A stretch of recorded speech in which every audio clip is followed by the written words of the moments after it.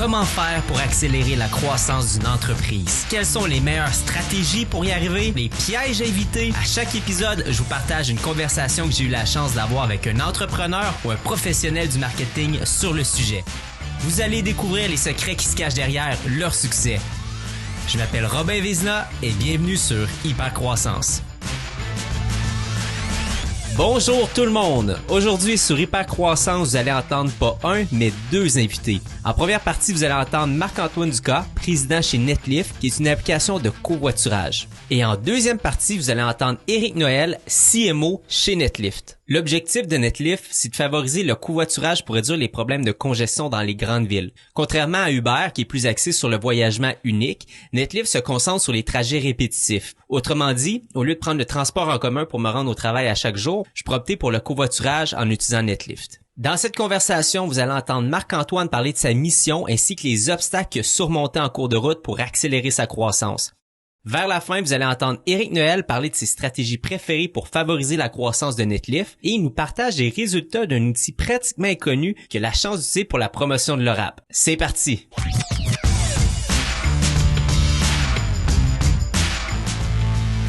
Bonjour Marc-Antoine, bienvenue sur le podcast Hypercroissance. Bonjour, merci. Hey, je suis extrêmement content de t'avoir aujourd'hui Marc-Antoine.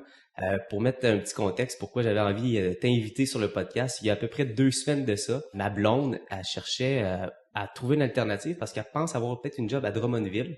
Pas à Drummondville, excuse-moi, à Boucherville. Puis elle dit, je peux pas accepter l'emploi, je pourrai pas, j'ai pas de voiture. Puis là, j'ai dit, savais-tu qu'il y a Netlift qui existe, peut-être qui pourrait être une solution à ton problème? Au même moment, j'ai pensé à vous, j'ai dit, wow, j'aimerais ça les avoir sur le podcast. T'as dit oui. Donc, bel hasard finalement qui nous amène. Nous voilà ensemble aujourd'hui. Donc, merci encore une fois d'avoir accepté l'invitation. Ça fait plaisir, super plaisir. Donc, Marc-Antoine, pour ceux qui te connaissent pas, est-ce que tu peux te présenter un petit peu rapidement tout en présentant, aujourd'hui on va parler de Netlift, l'application mobile de covoiturage. Donc, un petit topo finalement de quitter qu'est-ce que est Netlift. Moi écoute, je suis un mâle blanc hétérosexuel de 46 ans. J'ai effectivement monté plusieurs startups. C'est ma 4e. Puis avant ça, j'ai une formation d'ingénieur informatique là, à Polytechnique. Puis avant, j'ai fait des études assez approfondies en musique classique comme pianiste puis compositeur. J'ai partagé la classe notamment avec Yannick Nézet-Séguin au conservatoire à l'époque. Donc, je te dirais plus du tiers de mes amis Facebook sont des gens impliqués beaucoup en musique classique comme professionnels et tout ça. Mais la raison, en fait, pourquoi je suis devenu entrepreneur, c'est absolument par hasard. Je pense même que je suis devenu entrepreneur sans savoir que ça existait. Je viens d'une famille très, je vais dire presque socialiste, pour qui le monde des affaires était suspect. Faire de l'argent, développer des entreprises, on parlait presque jamais de ça. Et quand ça se faisait à la maison, c'était toujours pour en dire un peu du mal. Là. C'était des méchants boss, souvent anglophones. Donc, il y avait vraiment ce gros mythe. Et puis, à un moment donné, il fallait que je paye mes études. Et puis, plutôt que d'aller flipper des burgers ou de tondre des pelouses, j'ai parti directement quelque chose spontanément avec mon frère. Ça a marché. Et puis, c'est à ce moment-là que j'ai compris qu'on n'est jamais mieux servi que par soi-même. Donc, non seulement par rapport à son destin, mais au compris aussi possiblement même avec ses revenus. Donc, toute la notion de la création de valeur, il y a beaucoup de mythes autour de ça, mais c'est très concret. La valeur, ça se crée. On sait comment le faire. Je dirais pas que c'est des recettes de gâteau, mais pas loin. Il y a des étapes à suivre. Après, c'est une question de savoir jusqu'où je peux tolérer le risque, parce qu'il y a des hauts et des très, très bas aussi. Dans une compagnie que j'ai fondée à un moment donné, pendant 2 ans, j'ai vécu avec 5 000 $ par année, puis je venais d'avoir mon premier enfant. Donc, c'est pas pour tout le monde, là. Vraiment, il faut que les gens se posent ces questions-là. Mais dans mon cas, ça n'a jamais posé de problème. C'était on y va. Et puis je vis très bien avec cette turbulence-là qui est propre à l'entrepreneuriat, je te dirais. Puis si tu nous donnais un petit mot sur Netlift, qu'est-ce que Netlift, puis pourquoi les gens devraient prêter attention à Netlift? Oui. Dans le fond, la première chose à se poser pour n'importe quelle compagnie, c'est quel problème tu règles. Puis y a-tu quelqu'un qui est prêt à payer pour régler ce problème-là?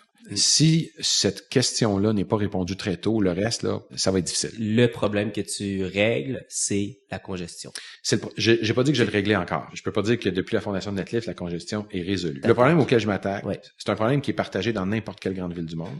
Puis le problème de la pollution qui va avec. Le covoiturage, pour moi, c'est la solution parce que c'est dans les automobiles en heure de pointe qu'il y a le plus de place libre. Pour te donner juste une image, puis pour que les gens comprennent, dans le Grand Montréal, à l'heure de pointe du matin, il y a 1,5 million de personnes qui conduisent seules pour aller travailler. D'accord? Ça, c'est 4,5 millions de sièges libres. Right? Mm-hmm. Mais c'est plus que la population totale. C'est 5 fois la STM. Autrement dit, on a accès gratuitement à 5 STM sur nos routes tous les matins sans débourser un sou. On n'achète pas de train, on fait rien construire, là. Alors, pour moi, l'économie de partage, évidemment, il faut bien coder, il faut bien bâtir le modèle économique, la sécurité, tout, oui à tout ça, mais il y a vraiment une possibilité d'y arriver, mais c'est pas simple. Alors, je me suis dit, on va s'attaquer à ça. J'avais cette énergie-là, j'avais le goût de pousser là-dessus, et puis c'est en train de marcher. J'avais pas si tard que ça. Ouais. On va y revenir, on va aller explorer ça en détail. Mais bon, j'imagine que justement, changer le monde, puis avoir la prétention de dire, bon, je vais changer le monde, ça commence, oui, par une bonne idée, mais il doit y avoir bien des étapes, puis un processus pour arriver à ça. Puis j'aimerais ça justement qu'on regarde un petit peu. Tu parlais, bon, je voulais pas tondre des pelouses puis flipper des burgers, mais j'imagine ta première entreprise, c'était quoi? C'était tondre de pelouse, incorporer puis t'engager tes chums, genre? Oui. J'avais un camp qui était en forte croissance. On prenait des inscriptions à la journée. On était en 98, 2000. Là, j'étudiais à Polytechnique. Puis il n'y a pas de software sur le marché. Fait que moi, j'ai patenté au début une sorte de database vite faite. Puis à un moment donné, j'ai comme vu une compagnie, une petite start-up qui vendait des livres sur Internet qui s'appelait Amazon. Oh boy. Puis là, il y a une idée qui m'est venue. J'ai dit, si on peut commander des livres en ligne puis de payer avec une carte de crédit, ça serait le fun de pouvoir s'inscrire en ligne pour une activité de camp puis de payer avec une carte de crédit. Fait qu'avec des chums de Polytechnique, on a fait ça. On a codé un software d'inscription en ligne. Puis c'est devenu Amelia, qui est une compagnie aujourd'hui qui est en pleine progression, puis tout ça. Moi, j'ai été CEO de ça jusqu'en 2011, tu sais. Mais à l'époque, puis ça s'invente pas, Robin, les premières années de cette compagnie-là, on n'a pas été capable de lever de financement, $0 pendant 3 ans. Puis la raison, c'était trop tôt, c'était... Non, la raison officielle, puis ça, je te parle d'investisseurs de Montréal qui sont encore en activité aujourd'hui. Ils me disaient, Marc-Antoine, il n'y a jamais personne qui va mettre sa carte de crédit sur Internet puis ses données personnelles. Puis c'est des VC respectés, là. OK? Puis ça, à plusieurs reprises, je revenais en disant, non, vous avez tort, regardez, ils le font avec des livres. Un livre, c'est une chose, mais jamais ils vont mettre le nom de leurs enfants sur Internet. T'sais. Je veux juste, mettons, parce que là, c'est la première fois que tu arrives à dire, j'ai besoin de financement. Oui. Avec ce projet-là. Puis tu connaissais pas ça, tu avais tout le temps été autofinancé, bootstrappé, exactement. Ouais. Fait que là, tu avais besoin de financement. Pour quelle raison? Développer les projets, ça coûtait plus cher que prévu, c'était l'expansion. C'est quoi que tu dis, OK, ça me prend de l'argent parce que je veux faire ça? Ouais. Quand tu travailles pour ton propre compte, en général, les seules dépenses que tu as, c'est à peu près ton salaire. Mm-hmm. À partir d'être 2 ou 3 ou 4, tu peux plus être dans un 4,5. Là. À un moment donné, ça prend un bureau. C'est beau le télétravail, mais il y a quand même pas mal de limites. Ça prend de l'équipement. Il faut aussi que quand tu proposes à quelqu'un un emploi, tu es obligé de lui donner une certaine sécurité. Et à moins d'avoir des compagnies de services qui génèrent des très grosses marges, puis qui sont capables d'avoir des carnets de commandes très remplis plusieurs années d'avance, il arrive un moment donné où tu peux pas toujours, juste avec tes fonds propres, puis une croissance lente, créer de la vitesse. Okay. Puis nous, avec ce software-là, ce qu'on voulait, c'était d'installer notre logiciel dans tous les camps, dans tous les centres communautaires, dans tous les clubs sportifs du Québec. Il y en a 25 000. Wow, okay. Puis le budget moi, l'opportunité que j'ai vue, c'est que le budget des familles pour les activités de sport et loisirs est plus élevé que le budget pour les télécommunications. Quelqu'un qui paye une coupe de 100$ par mois pour son Internet, son téléphone et tout, c'est un gros bill. Mais c'est très normal pour une famille de payer 200$ par mois si tu inclus l'été là, avec les camps de jour, puis les clubs de patins, puis tout ça. Alors, je me suis dit, c'est pas possible. On peut pas laisser ce volume d'argent être payé par chèque avec des formulaires papier. Donc, moi, je voulais aller capturer le stream de paiement de cette affaire-là. Okay? J'ai eu raison. Oui.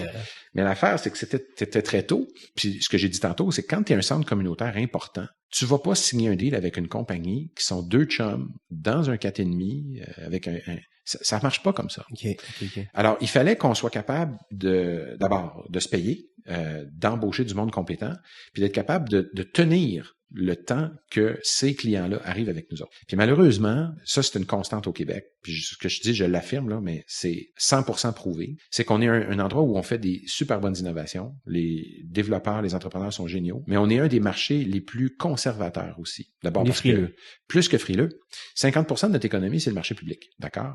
Donc, quand, par définition, tu travailles pour un organisme public puis que tu gères des fonds publics, ton processus d'approvisionnement, le contrôle qui vient, tu sais, par exemple, à la Ville de Montréal, tu peux même pas soumissionner si t'es pas en affaires depuis au moins 5 ans. Ça vient de fermer à peu près toutes les startups, par définition. Puis après ça, même, tu sais, par exemple, Guy Laliberté, à un moment donné, on avait un meeting avec son fonds, puis il riait parce qu'il disait, j'ai 1 milliard dans le compte de banque, je peux pas soumissionner à la Ville parce que je suis pas en affaires depuis 5 ans, right? Donc, ce genre de choses-là, là, ça fait partie de la raison pour laquelle, quand on est un entrepreneur au Québec, on est condamné le jour 1 à exporter. Parce que le marché intérieur est à la fois trop petit et trop conservateur pour nous propulser assez vite. Okay? Ça, je l'ai appris à la dure, là. Puis c'est parce que je suis tenace, puis je suis persévérant, mais il y a beaucoup de gens que j'ai vus abandonner parce qu'ils étaient pas capables de, tu sais, tu t'en vas à l'étranger, tu t'en vas dans une autre ville, tu proposes ton produit. La première chose qu'ils te demandent, c'est comment ça va avec la ville de Montréal? Comment ça va avec au Québec? Puis t'es obligé de leur dire, je peux pas signer encore parce que ça fait pas assez longtemps. Les règles d'attribution ne permettent pas ça. Tu sais. Alors, on se tire beaucoup dans le pied, puis je fais mes représentations à qui veut l'entendre autour de ça. Mais actuellement, en tout cas, à l'époque d'Amelia, ça a été ça. Le jour où on a réussi, avec la ville, on a essayé, on s'est fait c'est du angel investing que t'es allé chercher à ce moment-là? Oui, un petit peu. C'est les premiers fonds qu'on a réussi à avoir. C'est quelques individus qui y ont cru, puis tout ça. Fait qu'on a monté un pool de gens pour démarrer le truc. Quand on parle de croissance, l'image qui nous vient en tête, c'est une courbe exponentielle, right? Mm-hmm. Moi, ce que je dis, c'est que ça, c'est la vision de l'extérieur. La vision de l'entrepreneur, c'est jamais cette curve-là. La vision de l'entrepreneur, quand tu roules une compagnie de l'interne, c'est pas des dominos qui vont se mettre à courir, c'est des petits escaliers. En fait, ce que je dis aux gens, c'est faites un gros zoom-in sur la curve exponentielle, puis ce que vous allez voir, c'est des petits escaliers. Pour nous, le premier client qui vient nous voir, qui est un petit centre communautaire, c'est la première petite marche. Quand le centre Claude Robillard arrive, c'est une deuxième marche. Elle est grosse. Quand tu zoomes out, tu la vois plus tellement. Mais c'est une grosse marche de l'intérieur parce que par rapport à nos opérations, c'était une grosse bouchée. On était capable de la prendre, mais elle était grosse pareil. Puis après ça, tu gagnes, on a gagné la Fédération québécoise de patinage artistique. Fait que là, c'est 80 clubs à travers le Québec, une autre grosse bouchée. Sauf que après, ce que ça démontre, quand tu zoomes out, tu regardes la curve, les gens te regardent aller, là, ce qu'ils voient, c'est une compagnie qui a pris du momentum, puis qui commence à être dure à arrêter. La croissance, il faut vraiment le voir comme une série de marches que tu vas gagner. Puis quand tu zoomes out, ça a l'air d'une grosse exponentielle, mais ça arrive jamais comme ça de l'intérieur. Là. Amelia, ça va bien, la croissance est là. Puis toi, à un moment donné, c'est quoi? Tu t'endors un petit peu, ça va trop bien, t'as besoin d'un nouveau défi. Ouais. Parce que là, il y a eu vraiment, après Amelia, c'est là que l'idée de Netlift est venue. Pendant Amelia, en fait, il y a plusieurs raisons. Il faut avoir l'humilité de reconnaître qu'il y a des choses qu'on ne sait pas faire. Puis quand on a levé du capital, même chose. On était déjà 5. Après ça, il y a des anges financiers. Très rapidement, on est devenu extrêmement nombreux sur le cap table. Et ça pose des problèmes pour la suite. Parce que moi, à un moment donné, je voulais aller vite, je voulais lever de l'argent rapidement. Il y a des gens qui disaient non, on va trop se diluer et tout. Puis là, tu calcules tes options, parce qu'en tant que fondateur, entrepreneur, promoteur, tu dois évaluer, est-ce que je continue d'être la bonne personne pour faire ça? Je sais comment démarrer les choses, je sais comment mobiliser des choses, mais vient un moment donné où peut-être c'est la job d'un MBA ou d'un financier d'y aller là-dessus. Puis c'est à ce moment-là que j'ai commencé à réfléchir à, moi, c'est quoi ma force? Où est-ce que je peux fitter là-dessus? Puis évidemment, j'étais plus jeune. Fait que là, les choses ont évolué. Mais là, d'un commun accord avec l'équipe qui était en place d'actionnaires, j'ai dit, je pense que pour moi, le temps est venu de passer à autre chose. Puis on a trouvé un arrangement pour que je puisse à la fois vendre mes actions et encore une fois, démarrer quelque chose d'autre parce que, encore une fois, pour moi, la question de l'environnement était centrale. J'avais l'impression que Amelia il y avait plus de risque. Le produit marchait, le modèle d'affaires était rentable, on avait déjà une bonne traction au niveau du marché. Tu comprends? Fait que t'as fait le switch avant même d'avoir ton idée? T'as-tu décidé de vendre puis d'arrêter ça sans avoir l'idée de ton Non, des idées, j'en ai pas mal. C'est-à-dire que j'aurais plusieurs idées d'entreprise. Tu sais, tu peux pas te lancer dans tout parce que je vois beaucoup de problèmes dans la société à régler. Mais c'est juste qu'à ce moment-là, je trouvais que le timing était bon. 2012, t'as fondé l'entreprise. Puis c'est en 2016 que vous avez vu le jour ou que vous avez commencé à être visible. Oui, c'est-à-dire que la première chose qu'on a faite en 2012 puis 2015, c'est beaucoup de recherche. Donc vraiment avec mon cofondateur. C'était développer l'application. Absolument. C'est de réfléchir d'abord l'algorithmique, la propriété intellectuelle, développer l'application initiale, tester le marché. Moi, je suis allé tout de suite voir les clients avec une carte d'affaires puis un PowerPoint. On n'avait pas de produit, juste parce qu'il fallait démarrer le processus, puis qu'ils commencent à parler de toi, puis qu'ils apprennent à te connaître. Parce que de toute façon, ça va leur prendre 5 ans. Que j'arrive avec un produit fini ou en démarrage, le processus de vente va pas plus vite. OK. Fait qu'on a commencé, puis le processus de vente va pas plus vite, c'est-à-dire pour un investisseur que tu sois pour un acheteur dès le jour 1. Pour un acheteur. Pour un acheteur. Oui. Mettons que, je reviens un peu avec mon exemple de la ville de Montréal, mais demain matin, tu ouvres une compagnie avec 50 millions dans le compte de banque. Puis t'embauches les meilleurs chercheurs, puis un marketing incroyable. La ville ne peut pas te passer de contrat point final. Mm-hmm. Raison, ça fait pas 5 ans. C'est tout. Alors. OK. Fait que peu importe, le leverage est pas là. Même si tu as passé 3 ans de recherche, l'investisseur, il a pas peur. Il s'attend à ça. It's part of the game. C'est ce que je dis là, n'est pas vrai quand tu t'adresses au privé. Mais même chose, une compagnie privée qui est sur ou publique sur les marchés a des processus d'approvisionnement qui sont sérieux. Bell Canada puis Hydro-Québec, ils vont pas acheter demain matin à un start-up. Ça se passe pas comme ça. Ça prend du temps. Ça prend un certain temps pour que ceux qui sont tes clients, à fortiori si ce sont des clients institutionnels, se donnent le temps de découvrir ce que tu fais, d'apprendre à te connaître, d'évoluer, de mesurer. Donne-moi des preuves. Un de mes partenaires chez Amelia, qui est le CEO maintenant, François Gaillotte, me disait que le principal enjeu d'un start-up, c'est de rester vivant. On oublie les profits, tout ça, parce que si tu meurs, toute l'histoire est finie. Puis à un moment donné, quand ça fait quelques années que tu es là, les gens parlent de toi, ils t'ont vu aller, ils t'ont observé, là, ils se disent, OK, ils s'en iront pas. Ils sont solides, ils vont durer. On sait pas comment gros ça va devenir, mais là, tout d'un coup, le marché commence à venir t'écouter. Il arrive à toi. Tu fais partie des quelques compagnies, parce qu'au début, on est 50, là, compagnies de covoiturage, puis ils meurent toute la gang, puis il y en a juste une couple qui reste. Faut faire partie de celle-là. Donc, moi, mon travail, c'est d'aller vite pour mettre en place un produit, le mettre sur le marché, vendre quelque chose, puis se planter, puis de comprendre pourquoi ça n'a pas marché. Thomas Edison disait, construisons la patente, puis voyons pourquoi elle marche pas. Puis à force de réparer son moteur, à un moment donné, il finit par marcher. Mais tu peux pas faire ça du premier coup parce que tu inventes quelque chose de nouveau, right? Pas juste un produit nouveau, un modèle d'affaires nouveau. Alors, à partir du moment où tu le sais, t'arrêtes de t'en faire. T'expliques à tes investisseurs que tu n'as pour quelques années, puis ça a été ça à Brossard. On a été la première entreprise en Amérique du Nord, l'an dernier, une compagnie de carpool, même avant Uber. La première entreprise en Amérique du Nord qui a vendu un contrat de covoiturage à une municipalité. OK? C'est la première fois que ça se faisait. 3 semaines après, Innisfil en Ontario a signé un petit deal avec Uber, puis peu après, les autres villes ont commencé. Alors, nous, on prenait un risque. La ville a pris évidemment un risque politique, économique. Les médias embarquent là-dedans. Personne n'est à l'aise avec ça. C'est un scandale. On donne de l'argent public à un start-up. Tu comprends? Ouais, C'était tout prévisible. Ça fait partie de la game. Mais c'est pas grave parce que moi, je suis habitué. Puis ça m'empêche pas de dormir parce que je sais que de toute façon, 1 fois, 2 fois, 3 fois, à un moment donné, les gens vont dire, OK, ben Netlift, il sait comment vendre à des villes. Il sait comment servir les gens. Il sait comment rendre les clients heureux parce que les clients étaient très contents. OK? Puis après ça, tu fais partie du décor. Tu rentres dans le système.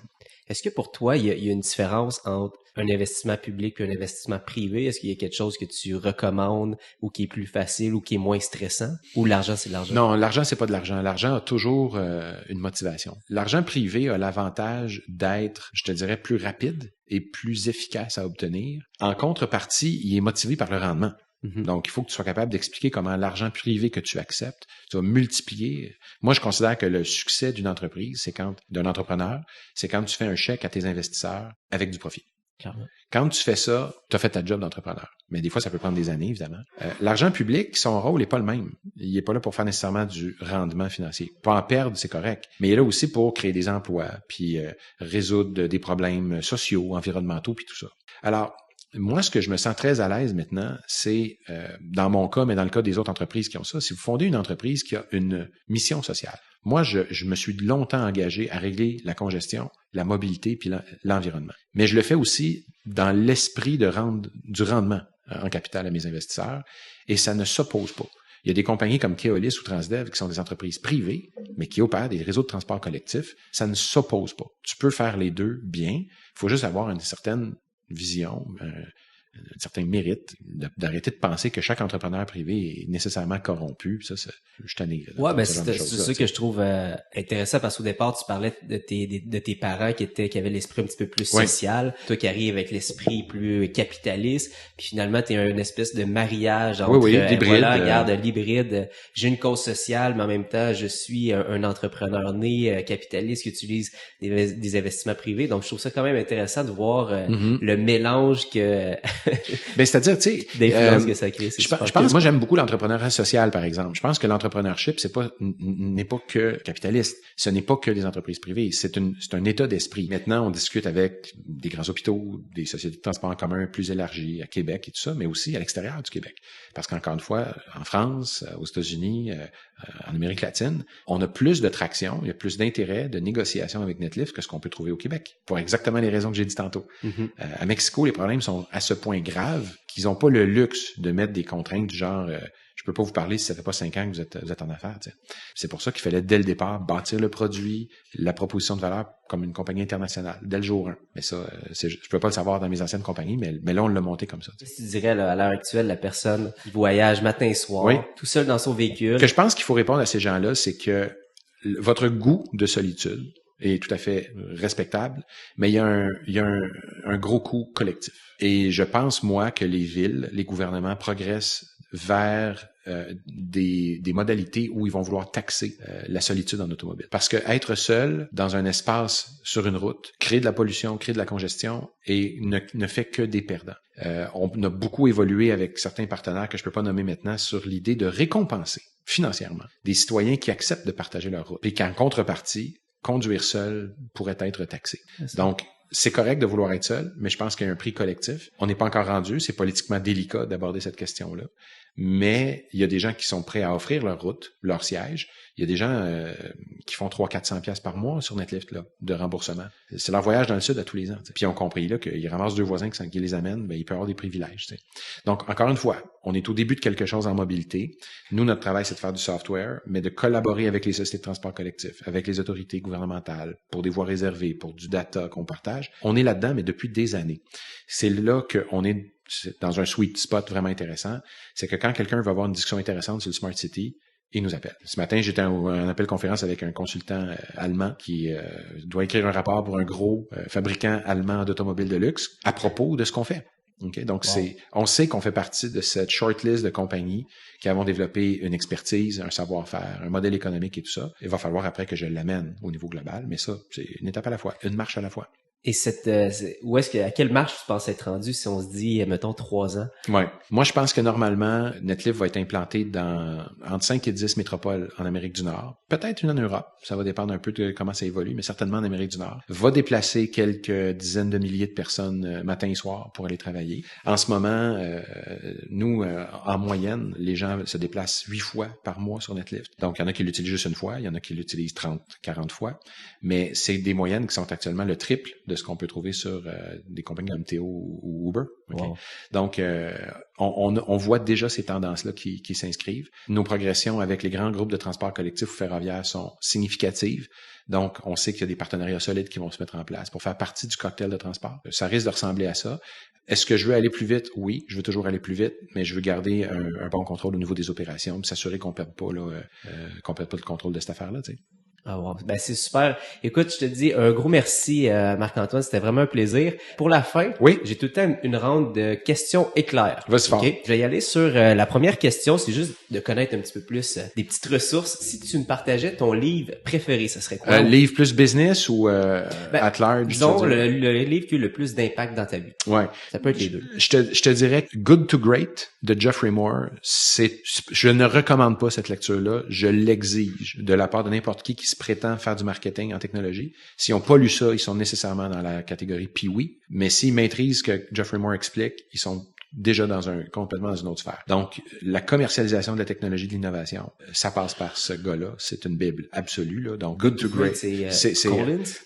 Excuse-moi, oui. C'est ça, juste pour être Geoffrey Moore, c'est Crossing the Chasm. Excuse-moi. OK, fait que lequel que tu... C'est Crossing the Chasm de Geoffrey Moore. Oui, c'est ça. Good to Great est vraiment bon, mais... Jim Collins, c'est ça, c'est pour ça que je Non, ouais, mes excuses. Crossing the Chasm, Geoffrey Moore. Est-ce que t'écoutes un podcast? J'en écoute excessivement rarement. Okay. Je te dirais que ceux que j'ai le plus suivis récemment, c'est La Sphère, les podcasts avec notre ami de Radio-Canada. Et finalement, est-ce qu'il y a un mantra qui t'a toujours suivi dans ta vie que tu te réfères? Il y en a deux. Le premier, c'est des proverbes, c'est bien faire et laisser braire. Je veux dire, je suis zéro influencé par les trolls sur les médias sociaux, ça me fait rien du tout. Je m'en fous complètement. L'opinion de à peu près tout le monde m'est totalement indifférente. Il y a quelques personnes dans qui j'ai confiance puis dont je vais aller chercher l'avis, mais sinon j'avance. Puis la deuxième, c'est que le mieux est l'ennemi du bien. Souvent, on essaie d'y aller pour la chose parfaite. On veut toujours que ce soit mieux puis ça. Des fois, que ce soit vraiment bien, c'est juste correct, move on. Parce que tout ce qu'on va apprendre va nous permettre d'améliorer notre truc. Donc, ces deux choses-là me guident pas mal. Pour terminer, est-ce que tu suis un influenceur sur Internet que tu recommandes, que tu vas lire ses blogs? Pas vraiment. Non. Malheureusement, je m'abreuve à beaucoup de sources. J'ai un assez bon détecteur de bullshit. Je vais essayer de bien filtrer tout ça, mais il n'y a pas de personnalité. Tu sais, j'aime beaucoup des personnalités comme Steve Jobs ou Elon Musk, mais je déteste les cultes de personnalité qu'on fait avec ces gars-là. Je trouve que ça nous brouille la vision. Il faut être capable de retenir les éléments qui font bien, mais de garder notre esprit critique envers les choses qui sont des hérésies aussi. Je te posais de bord la question, où est-ce que tu vas chercher ta source d'information préférée? C'est laquelle? Encore une fois...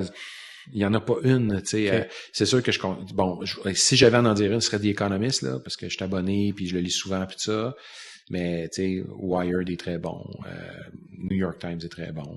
En fait, dans LinkedIn, je suis connecté avec beaucoup de gens qui font les choses dans les compagnies. Donc, un ami, Tim, c'est l'ancien directeur de Waymo. Alex, c'est un chum qui a été 13 ans chez Google Maps, qui a acheté Waze, tu sais. Fait qu'on s'écrit. Donc, si je veux savoir ce qui se passe dans le futur, je vais juste écrire aux gens qui le font. J'ai pas besoin de passer par des médias ou des intermédiaires pour ça. C'est plus là que j'en suis maintenant, je te dirais. Bon, je suis pas capable d'écrire à Bill Gates encore, mais disons, si j'ai besoin de savoir ce qui se passe chez Microsoft, je vais être assez bien informé par quelques contacts. Fait que c'est à peu près ça. Cool.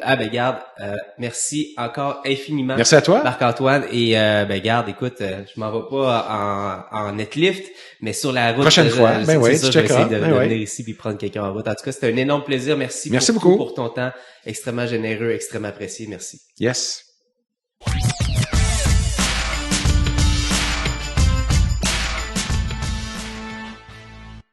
Donc, je suis en ce moment avec Éric Noël, qui est CMO et COO chez Netlift. Donc, à l'improviste, comme si tu me dis, j'ai un petit 15 minutes, est-ce que je peux venir? Ben, merci de m'offrir ce petit 15 minutes-là. Éric, c'est très apprécié. Ça fait plaisir. Donc, Éric, ton rôle en tant que Chief Marketing Officer, bon, Chief Marketing Officer, ça fait gros, ça fait glam, mais dans une startup, est-ce que c'est les mêmes réalités finalement que tu vas te poser comme c'était CMO chez Facebook? C'est quoi les différences entre les deux? La seule différence, c'est l'argent. Et qu'est-ce que ça change dans une job, ça? En fait, c'est vraiment les budgets, en fait. Puis l'arrêté d'une startup aussi, c'est l'approche aussi marketing. Donc, la plus grosse difficulté des startups, c'est de se créer une brand, en fait. Donc, la notoriété de la marque, c'est là qui est le bas blesse le plus souvent. Donc, comment tu te fais connaître le plus rapidement possible, comment tu génères une portée dans ton marché, c'est vraiment l'objectif numéro 1, en fait. La problématique qu'on a, c'est qu'étant donné qu'on n'a pas d'argent, puis on n'a pas surtout des budgets à long terme. Donc, startup veut dire également très agile. Donc, on peut planifier, même pas trop. Donc, on peut planifier au maximum 6 mois maximum en amont. Et ce qui est intéressant dans cette planification-là, c'est de trouver des partenaires où on peut être extrêmement agile. Le numérique prend une énorme place dans le domaine des startups, étant donné que le coût est moindre, légèrement moindre que le média plus traditionnel, on pourrait dire. Donc, ça prend des années de bâtir une marque et avec des visions de pas plus de 6 mois, c'est très difficile. Puis, je suis curieux de savoir, tu sais, quand on a tout le temps des réalités financières à respecter, la PME va être là dans le sens chaque dollar investi doit rapporter. Est-ce qu'à l'heure actuelle, vous pouvez vous dire, on a touché 20 000 personnes, puis notre CPM est de temps. Ouais. Est-ce que c'est ça vos KPI ou ça va être des trucs un petit peu plus, j'ai besoin de tant d'installations. Comment ça fonctionne là, que tu dis le budget respecté que les réalités? En fait, c'est vrai que tout est calculé. Donc, tout est calculé. C'est quoi le rendement du dollar marketing est à la scène près, en fait. Tout le temps, constamment. La plus grande problématique que je vis en ce moment chez Netlift, c'est le fait de convertir sans marque. Alors, on a fait plusieurs tests. Alors, on a bâti des campagnes de brand, vraiment, de notoriété, et on s'est aperçu justement que l'acquisition numérique qui venait après, donc le bas de la conversion, en fait, on voyait que le coût d'acquisition baissait automatiquement. On s'est ajusté tranquillement, pas vite, à faire un petit peu plus de brand, donc sur les plateformes Facebook, Google, un petit peu de médias traditionnels aussi également, pour descendre notre coût d'acquisition au niveau numérique. Donc oui, les KPI sont fondamentales et c'est à chaque jour, chaque jour, sans exception, je regarde mes stats et je peux dire à ma CFO exactement combien les clients nous ont coûté aujourd'hui et demain, la veille, l'avant-veille, et je me donne des objectifs très très clairs là, de descendre ce coût d'acquisition le plus bas possible. En ce moment, est-ce que il y a une plateforme qui t'impressionne, que tu dis oui, oh my God, là on a un bon filon là. Ah ouais. On a été très chanceux chez Netlift d'avoir de l'aide de Google en fait. Donc on a été choisi par Google Canada pour être dans un programme de start-up. Donc Google Canada nous a choisi, je pense environ une dizaine d'entreprises canadiennes à chaque trimestre. On était très contents, très heureux de recevoir cet honneur. Et Google nous accompagne dans une nouvelle plateforme d'intelligence artificielle qui s'appelle Google UAC pour Universal App Campaign. Donc c'est un nouveau produit qui a été lancé aux États-Unis et tout récemment au Canada. Donc, les gens qui sont dans le domaine des applications mobiles connaissent probablement le UAC, mais très peu d'annonceurs le connaissent, bien évidemment. Alors, Google UAC, c'est très intéressant parce que on est très limité dans nos choix d'audience. On est très limité dans nos états d'esprit clientèle qu'on veut viser. C'est vraiment l'intelligence artificielle qui va pousser des centaines et des centaines de milliers d'impressions par jour pour voir le comportement du consommateur jusqu'à la conversion, c'est-à-dire l'installation de l'application sur le téléphone du client. Donc, on va optimiser à chaque jour comme ça. Donc, ça prend quelques mois, je te dirais, avant que le moteur d'intelligence artificielle trouve la niche, donc il trouve un comportement et qu'il puisse le reproduire. Donc, Google nous a beaucoup accompagnés là-dedans dans les 3-4 premiers mois d'existence de la campagne qui est en novembre 2017. Donc, on a fait novembre, décembre, janvier, environ 3 mois avec eux, nous ont accompagnés, tout ça. Et maintenant, aujourd'hui, on possède l'outil au bout des doigts. Je suis curieux, quand tu parles d'impression, est-ce que c'est tout le réseau Google? Fait que c'est le réseau display, ça va être YouTube, des pre-rolls. C'est l'ensemble, ouais. Fait que c'est l'ensemble du réseau Google qui est géré par un ordinateur? Oui, exactement. Ah, wow, okay. Donc, c'est vraiment l'ensemble de tous les placements possibles et inimaginables chez Google. Donc, tu vas avoir du SM, tu vas avoir du search, du YouTube, du pre-roll, tu vas avoir du TrueView, tu vas avoir de la bannière web, tu vas te promener partout sur toutes les plateformes. C'est essentiellement un produit qui est mobile, par contre, donc tu ne se retrouve pas sur le desktop, mais c'est sur l'ensemble du réseau de Google au complet. Alors, c'est très intéressant et c'est fascinant, en fait. Donc, ce qui nous permet, en fait, aussi, avec Google USC, ce que nous avons créé, et ça, les gens de Google ne voulaient pas le faire au début, mais j'ai poussé un peu la machine, étant donné qu'on était un peu en mode laboratoire avec eux. J'ai segmenté la ville de Montréal en 49 zones différentes. Pour les gens qui font du DM, on appelle ça des FSA. Donc, j'ai créé 49 gérés sur les FSC de Montréal. Et là, chaque FSC était optimisé. Donc, j'avais la géolocalisation, anglais-français. Et après ça, j'avais des créatifs pour chacune des zones dans Google USC. Wow. Alors, la première campagne, ça nous a amené à 1509 créatifs différents par zone. Hein? Ouais. C'est quoi le tagline? C'est si tu viens du plateau Mont-Royal, si Exactement. Donc, on avait c'est Montréal métropolitain, en fait. Donc, l'ensemble des FSC, les 49 au total, là, c'était 1509 créatifs différents, en fait. Ça nous a permis de faire deux choses. Alors, ce qui est important dans une startup, c'est la chose suivante. C'est naturellement d'optimiser les dollars marketing le plus souvent possible, bien évidemment, mais aussi d'avoir du data. Et ça, c'est fondamental.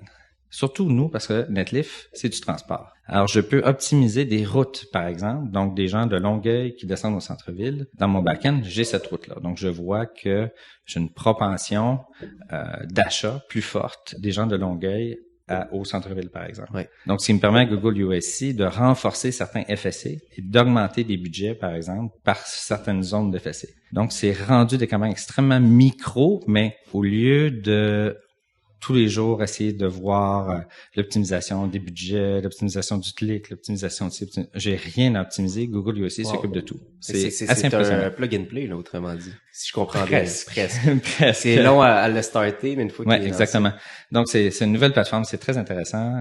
J'apprécie beaucoup. Puis, les étudiants HEC aussi également apprécient beaucoup parce que c'est rare qu'on puisse voir la bête.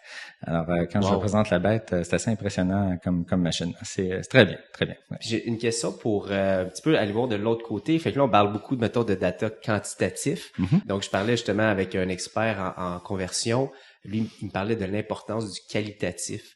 Dans ce que vous faites, est-ce que vous êtes en mesure d'avoir de la donnée qualitative, aller chercher des témoignages, comprendre la peur de la personne de s'inscrire, bon, tout ce que ça peut impliquer, là, ce genre de data-là? Si oui, comment vous le faites? Absolument. Alors, le quali est très important chez nous. Alors, on a 3 sources principales. La première, et non la moindre, c'est vraiment le service à la clientèle. Très peu d'entreprises, en tout cas les startups, je pense, là, ont le souci du service à la clientèle, donc d'écouter les gens. Alors, à chaque jour, sans exception, je m'assois avec ma directrice au service à la clientèle et je lui dis, puis, comment ça a été hier? Donc, le quali, il est très, très fort, là. Donc, exploiter les données du service à la clientèle, c'est fondamental. Le deuxième pilier très intéressant, c'est on fait quelques sondages, mais des sondages omnibus, par exemple, avec les géants, on fait des sondages maison. On a aussi beaucoup d'entreprises, donc dans le B2B. On va aller dans le B2B, puis là, on a une porte ouverte sur les RH. Donc, on pose des questions, puis on a une très bonne rétroaction. Petites, moyennes et très grandes entreprises, là, on reçoit des sondages et on fait toute l'analyse pour eux. On veut le faire parce qu'on veut mieux comprendre le comportement du consommateur. Puis, naturellement, on essaie d'en profiter naturellement. Donc, on demande aux gens s'ils peuvent prendre, par exemple, un selfie, puis nous raconter un peu leur histoire pour faire de la belle nouvelle, en fait, sur Facebook, sur LinkedIn et Twitter. Puis si on avait peut-être, si tu avais à donner un conseil à quelqu'un justement qui a une startup, qui a une application, puis qui cherche à augmenter son nombre de downloads, est-ce que tu pourrais peut-être pointer une stratégie ou quelque chose pour vous qui a bien fonctionné dans le passé puis que tu recommanderais? Je pense que il y aurait 2 trucs essentiels. Le premier, c'est d'avoir une très, très bonne firme de relations publiques. Je pense que dans le domaine des startups, avoir d'exposure média, là, c'est fondamental. Étant donné, si elle est innovante, bien évidemment, si elle règle un problème fondamental de consommateur, si elle répond à un besoin, je pense qu'une bonne firme de relations publiques, là, ça serait fondamental. Netlif, on est très bien accompagné de ce côté-là. Ensuite de ça, le deuxième, ça serait d'utiliser Google UAC. Si le produit est essentiellement applicatif, donc une application mobile, soit Android ou iOS, ça serait vraiment d'utiliser Google UAC parce que la performance toutes catégories confondues, c'est là que j'ai le meilleur retour sur investissement. Par contre, c'est pas, si je fais juste du Google UAC, malheureusement, j'atteins pas mon objectif de brand. Donc, mon objectif de notoriété, je vais l'atteindre ailleurs. Donc, naturellement, investir en contenu avec Facebook, en publicité, en boost, tous les moyens sont bons là, sur Facebook. Là, je pense que ça, c'est très important. C'est très cher. S'il reste un peu d'argent, ouais, c'est ça, si on squeeze, alors ça serait vraiment des campagnes de microblogueurs. Donc, on fait, nous, à chaque mois, on a 5 à 6 blogueurs, youtubeurs ou microblogueurs. On a 5 à 6 microblogueurs par mois qui parlent de nous. Donc, on utilise les services de La Grosse Business, Rosalie Champagne qui a fondé la compagnie. Et avec Rosalie, ben c'est vraiment super parce que elle représente ma marque, elle représente moi. Donc, moi, je lui donne mon brief, je lui donne exactement mes objectifs de portée, d'engagement, de taux d'engagement. Et mon brief est écrit, elle gère l'ensemble des microblogueurs qu'elle va engager pour faire la promotion de la marque. Donc, être accompagné d'un partenaire comme ça, c'est exceptionnel. Les équipes ici en startup sont extrêmement réduites. Donc, j'ai beaucoup de partenaires externes avec qui je travaille. Moi, j'ai mon équipe là, mais ça suffit pas là. Je voudrais que je sois 10 demain matin là, pour livrer la marchandise. Alors je m'entoure d'excellents partenaires. Et les campagnes de microblogueurs, c'est le taux d'engagement est 2 fois ce que nous atteignons, nous, de notre côté. Et ça donne vraiment un objectif vraiment de branding, de notoriété. Là, on va vraiment chercher une bonne portée avec ça. Bon, ben c'est super. Écoute, Éric, je pense que c'était le petit 15 minutes que tu m'accordais. Donc, Éric, merci infiniment. Je pense qu'on va peut-être devoir faire un bon petit 45 minutes ensemble puis jaser plus en détail de certains trucs. Cool, plaisir, Robert. Mais merci beaucoup de ta participation. Merci, bye.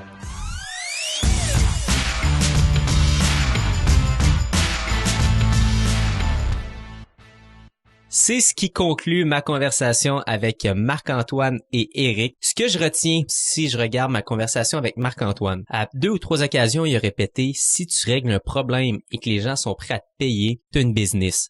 Je trouve que c'est un conseil intéressant, oui, pour quelqu'un qui débute, mais pour quelqu'un justement qui recherche la croissance, c'est d'autant plus important. Si je règle pas un problème d'envergure ou si les gens sont pas prêts à me payer pour le problème que je règle, ben la croissance est tout simplement impossible. Donc, de revenir à cette fondation-là, à chaque fois se poser la question, c'est quoi le problème que je règle? C'est quoi le problème que je règle? C'est quoi le problème que je règle? Et de l'autre côté, il s'assurait que les gens étaient prêts à payer pour régler ce problème-là. Donc, une leçon vraiment clé ici. Deuxième chose que je retiens, en fait, j'étais un peu surpris à la fin quand j'ai posé la question à Marc-Antoine, c'était qui ses influenceurs préférés ou les sources d'informations. Il m'a répondu, moi, personnellement, je préfère aller parler directement à la personne qui va l'avoir fait avant moi. C'est cool parce que d'écouter un podcast, de lire un livre, prendre le téléphone, parler à la personne qui a l'expérience, on va sauver du temps et on va avoir le conseil exactement qu'on a besoin selon notre situation. Donc, l'important, c'est quand même de développer un réseau de personnes d'expérience, que ce soit à travers, des capitaux qu'il va avoir levés ou littéralement des amis qu'il va savoir fait dans sa carrière. Finalement, ce que je retiens de ma conversation avec Éric Noël à la fin, il a parlé d'une chose, il en a quand même parlé rapidement, mais il a dit à chaque fois que j'investissais en branding, je faisais baisser mon coût d'acquisition d'installation d'une application. J'avais de la misère à ce que les gens utilisent une application, en guillemets, qu'ils connaissent pas.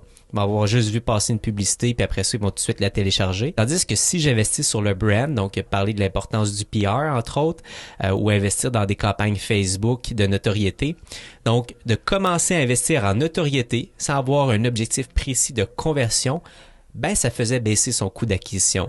Donc, quand même intéressant de voir le rôle du branding et du PR que lui a vu directement sur son coût d'acquisition.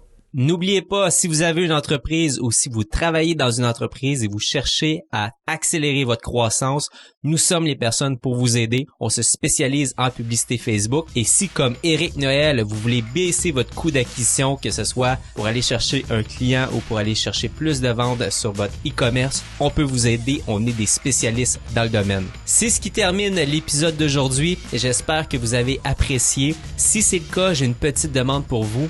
Ce qui nous rend énormément service et qui nous aide à avoir un petit peu plus de visibilité à travers l'application iTunes, c'est les notes et les commentaires. Donc, allez chercher le podcast, laissez une note et un commentaire. C'est quelque chose qui nous aide énormément. Donc, merci d'avoir été là.